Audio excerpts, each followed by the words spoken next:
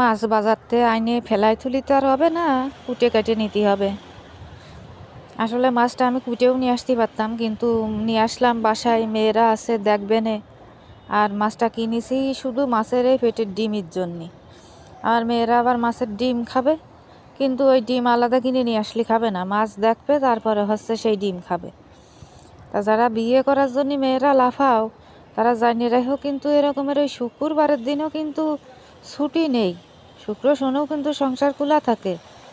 ওরে সর্বনাশ, এই মাছটা কাটতে যে আমি একেবারে হাঁপাই গেছি।